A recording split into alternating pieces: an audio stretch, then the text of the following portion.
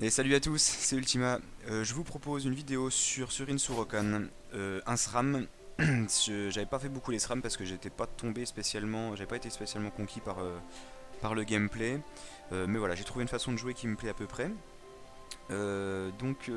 Sur ce build, je vous propose un système un peu de hit and run où on ne va pas chercher du tout à aller au corps à corps. Le passif de Surin Sorokan, c'est quand on applique des effets éventés, etc., on gagne une aura trappe. Il faut savoir qu'on ne va pas spécialement jouer autour des trappes, mais plutôt au fait d'avoir beaucoup d'aura. Puisqu'on a pas mal de spells qui jouent autour de ça. Voilà, donc je commence par les anneaux. On joue deux éléments, terre et vent. Donc j'ai pris les deux anneaux légendaires de ces éléments, majoritairement pour les stats. Des dégâts, voilà, magie terre, magie air.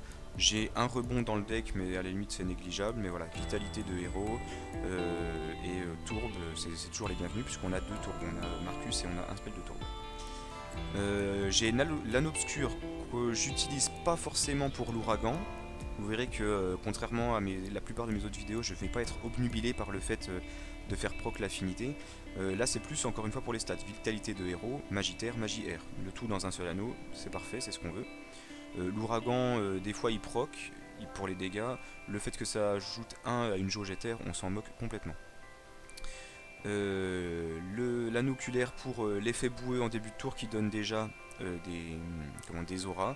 Et tout est bon aussi dans les stats, vitalité, magitaire, de la tourbe, parfait. J'ai préféré le brassard gousin au papy brassard, parce que quand j'ai le papy brassard, j'ai tendance à vouloir auto à chacun des tours. Vous allez voir que sur ce deck, on va utiliser nos PM pas pour aller mettre notre auto au corps à corps, mais pour se cacher, pour se barrer. Et le bouclier, dans ce cas-là, est plus utile parce que si on doit taper soit un petit compagnon, soit un sinistro, des trucs comme ça nous permet d'avoir un shield pour les spells qui nous lanceraient depuis l'autre bout de la map. Le but du jeu, c'est ça, c'est d'être à l'autre bout de la map du boss ou de l'opposant le plus dangereux. Au niveau des spells, on a des spells qui sont orientés damage, les spells à 6, donc comment dire, qui sont précisément ceux du Sirin Surgan. Ceux-là font énormément de dégâts. Ce spell-là fait énormément de dégâts par rapport à son coût. C'est pour ça que je l'ai mis dans le deck et uniquement pour ça. Les autres spells, c'est soit de la mobilité, soit du stacking d'aura. Donc, je m'explique un peu. Il faut savoir qu'on a deux cartes qui font l'effet boueux et on a deux cartes qui consomment l'effet boueux. Une carte qui donne l'effet éventé, une carte qui consomme l'effet éventé. C'est minime, puisqu'on est beaucoup plus intéressé par les dégâts que par les effets. L'immobilité, elle est sympa, honnêtement. Les tourbes, c'est pareil, c'est bien aussi, mais on veut plus. On est plus intéressé par les dégâts. Donc ça, de la mobilité qui donne de l'armure, un petit peu de dégâts éventuellement. Les dents du Surcon que des fois je change avec l'assassin des vents. Je change entre les deux là, puisque l'assassin des vents fait carrément le double de dégâts. Et ça permet de très vite monter, d'avoir des auras. Donc voilà, vous pouvez jouer avec les deux. Je passe de l'un à l'autre, ça dépend. Voilà, ça dépend. Au niveau juste des rotations, en gros, ça fait un tour seul et complet, ça donne un PA dans la réserve. Pareil pour ça, d'accord. les, les deux là, sachant que lui donne un PA dans la réserve, ou avec la charge ça donne pas de PA dans la réserve, c'est un tour qui.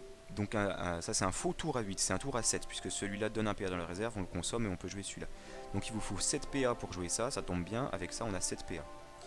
Ça, pulsion et marécage, ça coûte 7, ça tombe bien, on a un PA dans la réserve, ça en laisse 1. Donc c'est un tour qui coûte 7 et qui donne un PA en plus. Pareil pour ici, d'accord. Et enfin, celle-ci, elle sera situationnelle, c'est-à-dire que vous allez la jouer à la place peut-être d'une des deux là, d'accord, pour vous extirper. Et par contre, ça vous enlèvera le PA de la réserve que vous aviez de rab, donc il faudra repartir sur un des deux là pour pouvoir remettre un PA dans la réserve. Voilà. L'idée, vous l'aurez toujours compris, c'est de faire les tours le plus plein possible, maximiser vos PA. Au niveau des compagnons, j'ai pas été très original sauf pour un. Donc Oracle Offensé qui est pour moi des compagnons les plus puissants du jeu. Elle ne coûte que 3. Elle est non seulement utilitaire mais en plus elle fait des dégâts incroyables. Et non content de ça, elle a de l'esquive. Ce qui fait que même face à des très gros adversaires, elle peut survivre un tour et utiliser au moins 2 de ses 3 points repoussants. Les points repoussants en termes de collision font énormément de dégâts. Le dueliste spectral est sympa par ses stats de magie air. Et voilà, il fait des rebonds et il donne des dégâts au rebond, donc ça c'est plutôt cool. Marcus est pareil. Quand on arrive à sortir Marcus que Oracle Enfoncé, il faut savoir qu'en termes de jauge, les deux arrivent à peu près au même moment. C'est très pratique parce que vous, votre but étant de survivre, Marcus pourra très bien tenir un ou deux tours, vous donner quelques armures tout en restant de l'autre côté de la map, là où l'Oracle Enfoncé s'occupera de repousser un peu les adversaires. Ce sera également le rôle de Lilot. Voilà, Lilot que j'ai pas encore maxé, ça coûte cher. Mais voilà, je suis pas sûr que pour autant je la max plus que ça. Voilà, donc pour le gameplay, je vais vous montrer, je vais vous faire un match contre les Xelor, parce que c'est quand même un build qui s'en sort mieux en 1 contre 1 ou en tout cas dans un combat de boss. S'il commence à être acculé par beaucoup d'adversaires, c'est compliqué. Voilà, donc on va voir ce que ça donne tout de suite, c'est parti. Alors c'est parti, donc face au Xelor 98, on va commencer avec des dégâts purs tout simplement, voilà. On va pas... non. On va juste piocher. On waste un PA mais c'est pas grave. Et on reste à notre place, on charge des auras.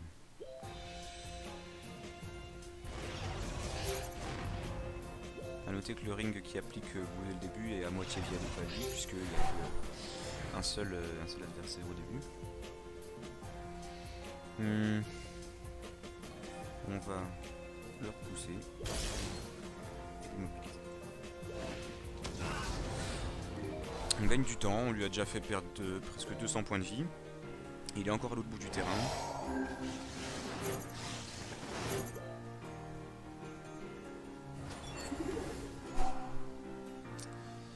Il a pas bougé, du coup on va lui remettre éboué et on attend. On a des auras, il perd de la vie, pas moi, très bien.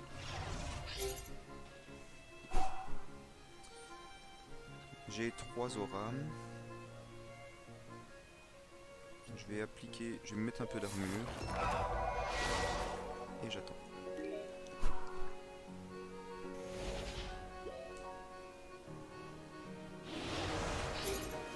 Ok, 1, 2, 3. Son invoque pourra me toucher mais pas lui.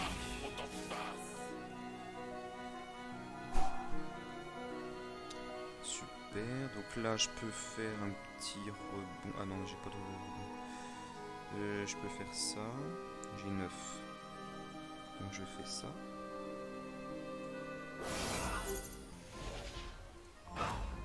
Après je fais ça.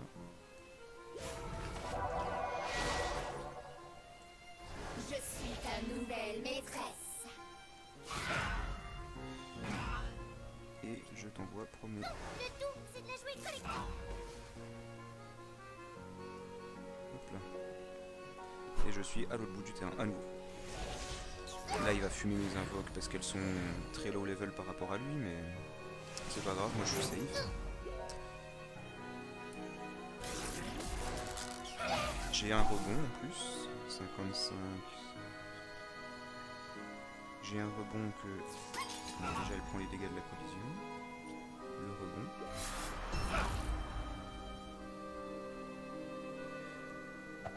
Et tu vas à l'autre bout du terrain. Et voilà.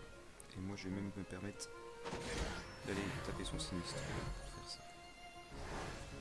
Voilà.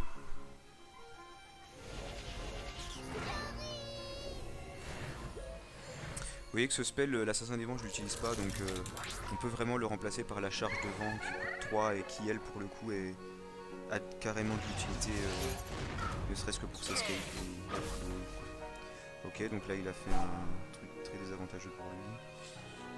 Bien, j'ai 9. J'ai envie de mettre une poussette pour enlever le shield. Mais est-ce que j'ai besoin?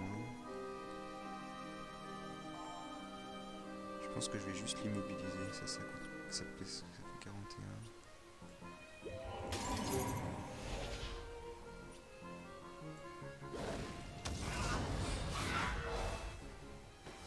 Voilà, donc là il est à l'autre bout du terrain et il est immobilisé.